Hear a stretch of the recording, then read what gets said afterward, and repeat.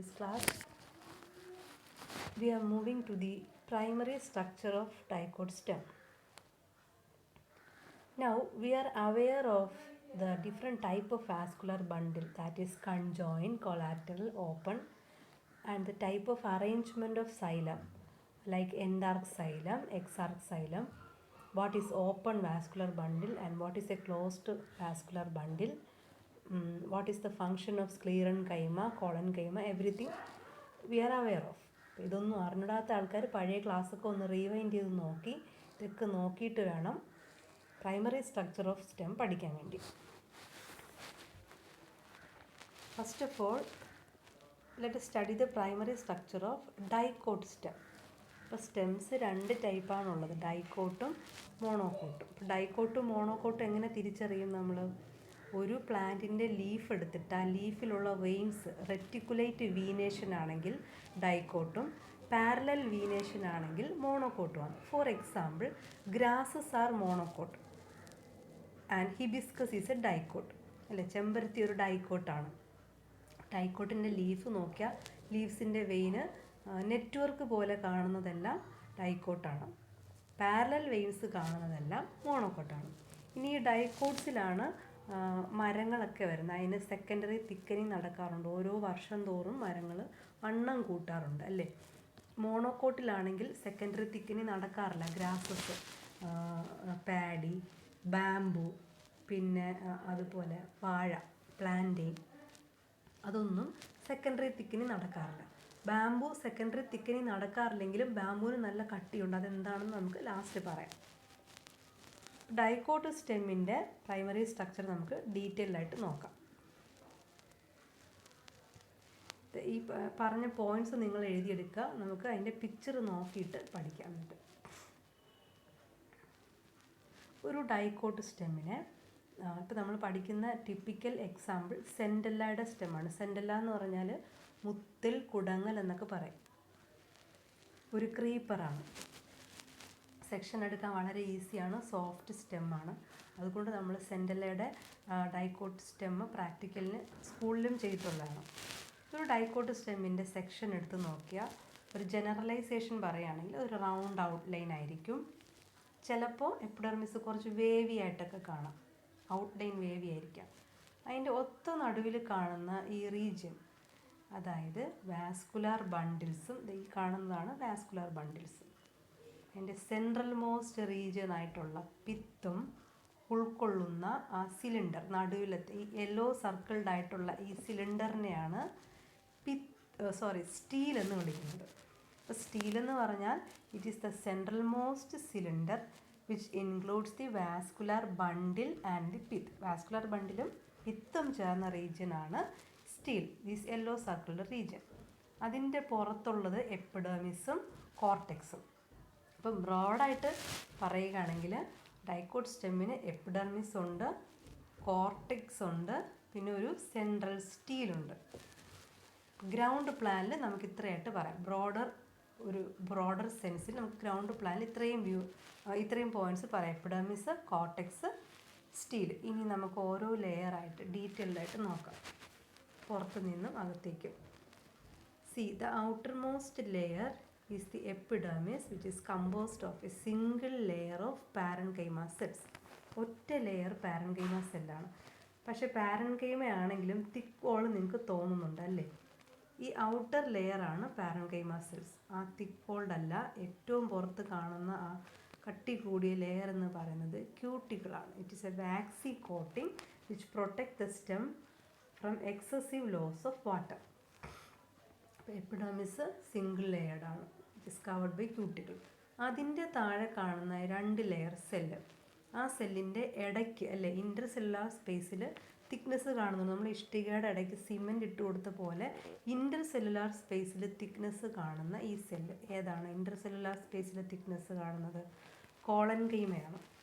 എപ്പിഡെർമിസിൻ്റെ തൊട്ട് താഴെ, that is in the hypodermal region. എപ്പിഡെർമിസിൻ്റെ താഴെയുള്ളതാണ് hypodermis. Hypo means lower. Hypodermal region is composed of a few layer, 2 to 3 layer of collenchyma cells, and the function of this collenchyma cell is to provide mechanical support to the stem. Stem ഒടിഞ്ഞു പോവാതെ വളയുന്ന, ഇതൊരു herbaceous plant ആണ്, ഹെർബാണ്. അപ്പം അതിനധികം കട്ടിയില്ല സ്റ്റെമ്മിന്. Stem വളയുകയും തിരിയുകയും ചെയ്യണം, ഒടിഞ്ഞു പോവാതെ.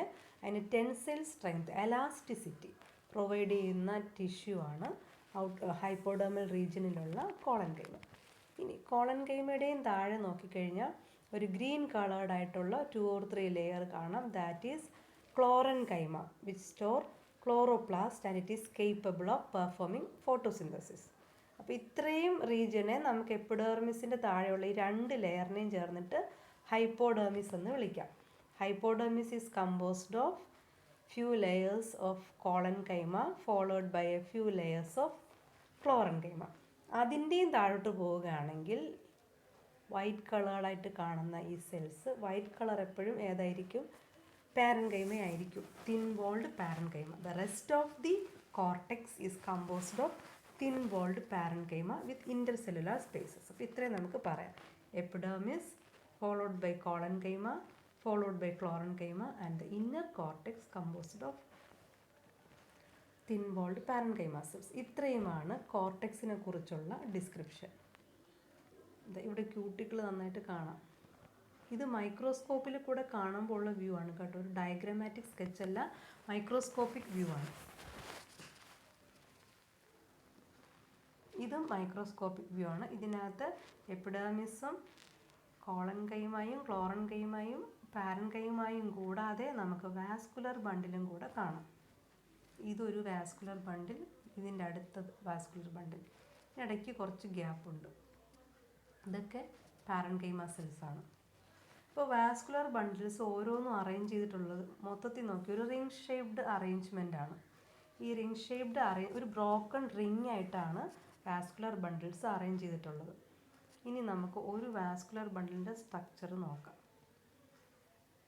Each vascular bundle has a cap, ഒരു dark കളറുള്ള ഒരു തൊപ്പി കാണുന്നുണ്ട്. This cap is made up of sclerenchyma cells.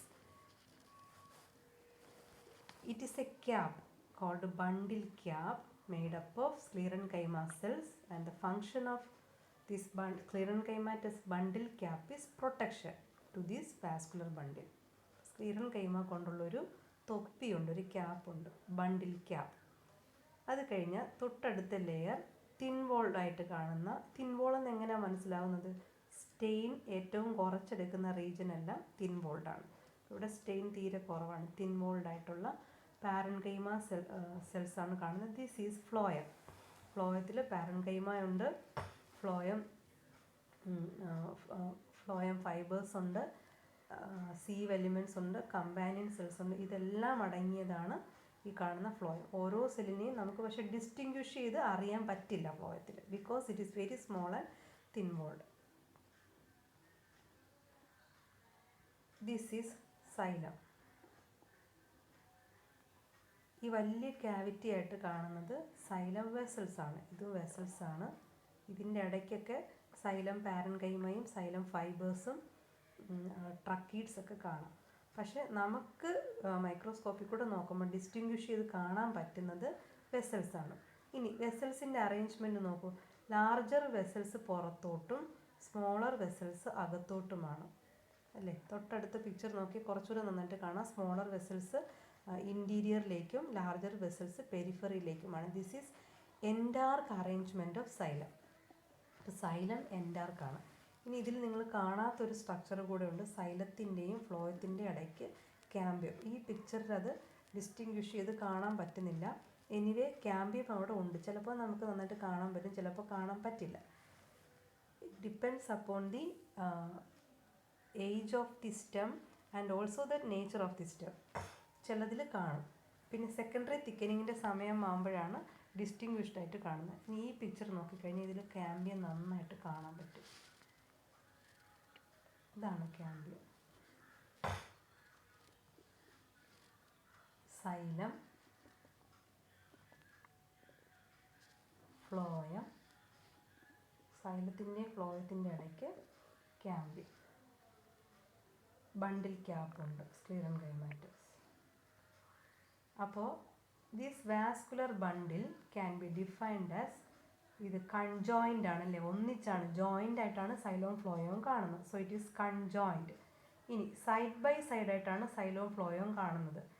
So it is collateral too അല്ലേ, കൺജോയിൻറ്റുമാണ് കൊളാറ്ററലുമാണ്. And also cambium is present in between xylem and phloem. So it is open. ഈ vascular ബണ്ടിലിനെ 3 ടേംസ് ഉപയോഗിച്ചാണ് നമുക്ക് ഡിസ്ക്രൈബ് ചെയ്യാൻ പറ്റുന്നത്. 3 ടേം ഉപയോഗിച്ചാലേ അതിൻ്റെ ഡിസ്ക്രിപ്ഷൻ കംപ്ലീറ്റ് ആവുള്ളൂ. Conjoint, collateral, open vascular bundle with endarch arrangement of xylem. ഇനി നടുവിൽ കാണുന്ന പിത്ത് നോക്കൂ, കമ്പോസ്ഡ് ഓഫ് പാരൻകൈമ സെൽസ്. ഈ പിക്ചറിൽ കാണുന്ന പാരൻകൈമ സെൽസ് ആംഗുലാർ ഔട്ട്ലൈൻ ആണ് അല്ലേ, ആംഗുലാർ ആയിട്ടാണ് കാണുന്നത്. ചിലപ്പോൾ റൗണ്ട് വോൾഡ് പാരൻകൈമ ആയിരിക്കാം, അല്ലെങ്കിൽ ആംഗുലാർ പാരൻകൈമ ആയിരിക്കും. Anyway the pith is made up of parenchyma cells. Pith parenchyma, ഇതിൽ കാണുന്ന പിത്ത് വളരെ ബ്രോഡർ ആയിട്ടുള്ള പിത്താണ്. ഇത് ഡയഗ്രാമാറ്റിക് വ്യൂ ആണ്. ഫ്ലോയം സൈലത്തിൻ്റെയും ഫ്ലോയത്തിൻ്റെയും ഇടയ്ക്ക് ക്യാമ്പിയം നന്നായിട്ട് കാണാം. ഫ്ലോയത്തിനെയും ക്യാമ്പ്യത്തിനെയും നമുക്ക് ഡിസ്റ്റിങ്വിഷ് ചെയ്യാൻ പറ്റുന്നത് ഫ്ലോയവും തിൻവോൾഡ് ആണ്, ക്യാമ്പിയവും തിൻവോൾഡ് ആണ്. പക്ഷേ ഫ്ലോയം ഒരു റാൻഡം ആയിട്ടാണ് അറേഞ്ച് ചെയ്തിട്ടുള്ളത്. പക്ഷേ ക്യാമ്പിയം ആണെങ്കിൽ അതിൻ്റെ വോൾസ് നോക്കൂ, ഒന്നിന് പുറത്ത് ഒന്നായിട്ട് ടാൻജൻഷ്യൽ വോൾസ് ഒരേ ലൈനിൽ കാണും. ഇഷ്ടിക ഒന്നിൻ്റെ മേലെ ഒന്നായിട്ട് വെച്ചതുപോലെ ഉള്ള അറേഞ്ച്മെൻ്റ് ആണ് കാണുന്നത്. അതിൻ്റെ ടാൻജൻഷ്യൽ വോളല്ല, റേഡിയൽ വോൾസ് ഒരേ ലൈനിൽ കാണും. ഇങ്ങനെയാണ് നമ്മൾ ഫ്ലോയത്തിൽ നിന്നും ക്യാമ്പ്യത്തിനെ തിരിച്ചറിയുന്നത്. ഇങ്ങനെയാണ്, ക്യാമ്പ്യത്തിൻ്റെ റേഡിയൽ വോൾസ് ഒരേ ലൈനിലായിരിക്കും.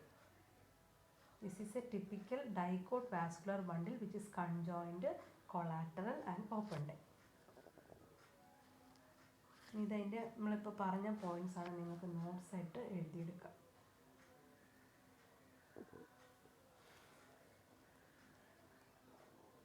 ഇനി ചില സമയത്ത് ആ സെൻട്രൽ മോസ്റ്റ് റീജിയൻ പിത്ത് പറഞ്ഞല്ലോ, പിത്ത് ആ സെൽസ് എല്ലാം ക്രഷ് ചെയ്തിട്ട് ഹോളോ ആയിട്ട് കാണാം. അതിൻ്റെ വോൾസ് ഒക്കെ ഡിസോൾവ് ചെയ്തിട്ട് അവിടെ ഒരു ഹോളോ റീജിയൻ ആയിട്ട് കാണാം ചിലപ്പോൾ.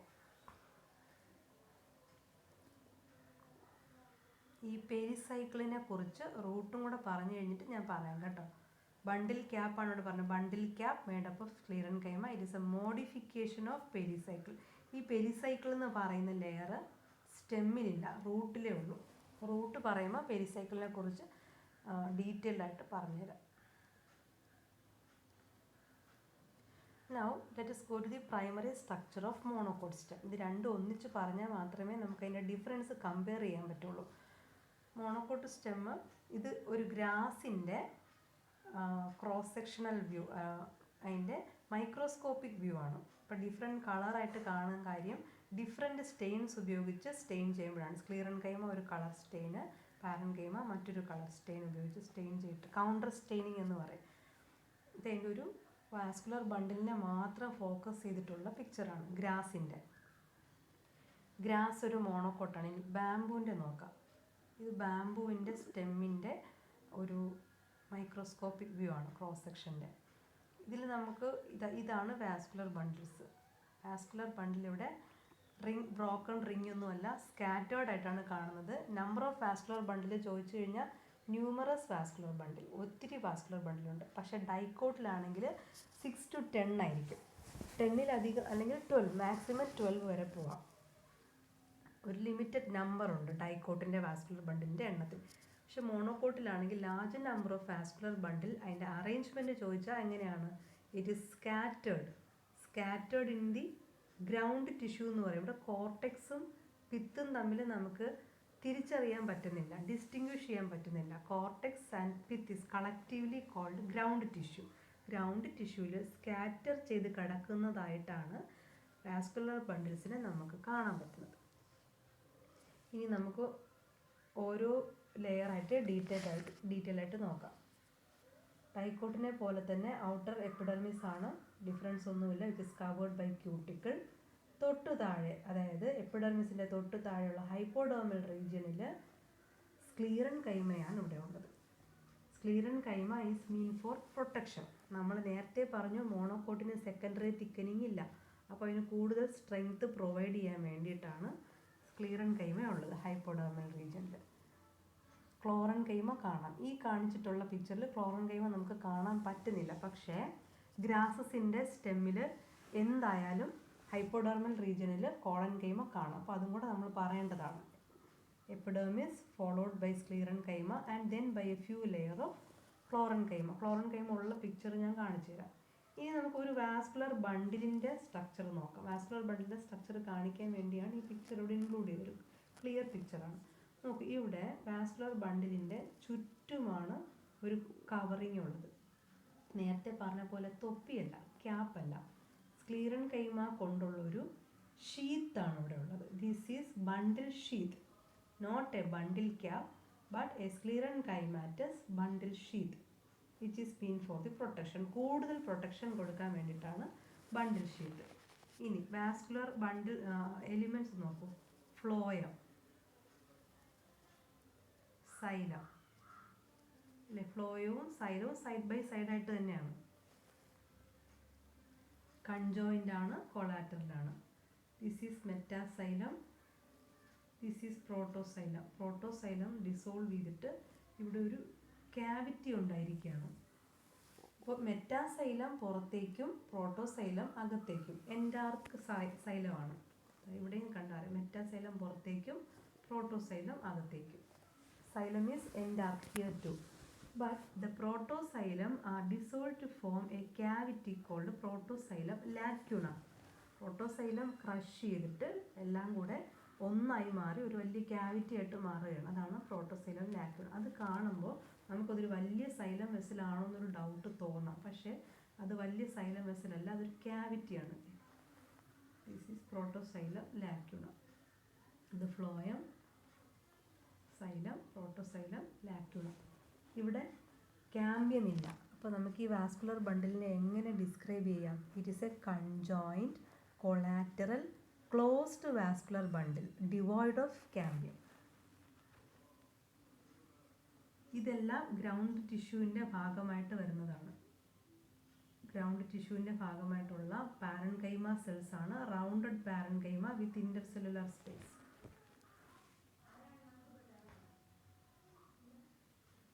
ഇത് ഗ്രാസിൻ്റെ പിക്ചറാണെന്ന് പറഞ്ഞു, സോറി ഇമേജാണ്, പിക്ചറല്ല, ഇതൊരു റിയൽ മൈക്രോസ്കോപ്പിക് വ്യൂ ആണ് കേട്ടോ. ഇത് ബാംബൂവിൻ്റെ. ഇനി ബാംബൂവിൻ്റെ കുറച്ച് ഡീറ്റെയിൽഡ് ആയിട്ട് നോക്കാം. ഗ്രാസിൽ നിന്നും എങ്ങനെയാണ് ബാംബൂവിനെ കണ്ടാൽ വ്യത്യാസപ്പെട്ടിരിക്കുന്നത് നോക്കാം. ഇതും റിയൽ ആയിട്ടുള്ള മൈക്രോസ്കോപ്പിക് വ്യൂ ആണ്. നമുക്ക് ഒരു വാസ്കുലർ ബണ്ടിലിനെ സൂം ചെയ്ത് നോക്കാം.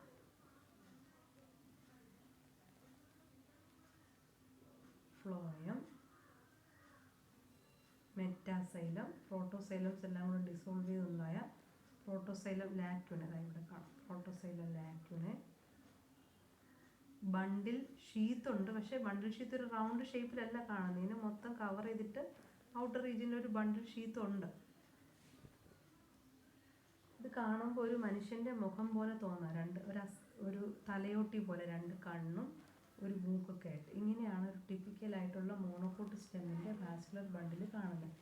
ഇവിടെ ഹൈപ്പോഡെർമൽ റീജിയണിലെ ക്ലോറൻ കൈമ നമുക്ക് നന്നായിട്ട് കാണാൻ പറ്റും.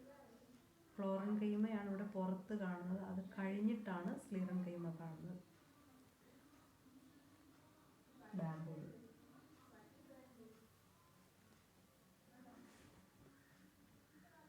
പോയിന്റ്സ് നിങ്ങൾക്ക് എഴുതിയെടുക്കാം. ഏറ്റവും പ്രധാനപ്പെട്ട ക്വസ്റ്റ്യൻ പ്രോട്ടോസൈലം ലാക്യൂണ, പിന്നെ ബണ്ടിൽ ഷീത്ത്, ഗ്രൗണ്ട് ടിഷ്യൂ എന്താണെന്നുള്ളത്. Ground tissue is a common term use to describe the cortex and pith. കോർട്ടെക്സും പിത്തും എല്ലാം കൂടെ ചേർന്നിട്ടുള്ള റീജിയനാണ് ഗ്രൗണ്ട് ടിഷ്യൂ. ഇനി നമുക്ക് ഡൈക്കോട്ടും മോണോകോട്ടും തമ്മിലുള്ള ഡിഫറൻസ് എന്തൊക്കെയാണെന്ന് നോക്കാം. ഈ പോയിന്റ്സ് നിങ്ങൾക്ക് എഴുതിയെടുക്കാം. നമ്മളിപ്പോൾ പറഞ്ഞത് തന്നെയാണ്. ക്യാമ്പിയം ആബ്സെൻ്റ് ആണ്. So the vascular bundle are called closed vascular ബണ്ടിൽ.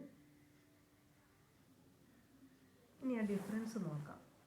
ഡൈക്കോട്ടിൽ ഹൈപ്പോഡെർമൽ റീജിയനിൽ കോളൻ കൈമയാണെങ്കിൽ മോണോകോട്ടിൽ ഹൈപ്പോഡെർമൽ റീജിയനിൽ സ്ക്ലീറൻ കൈമയാണ്.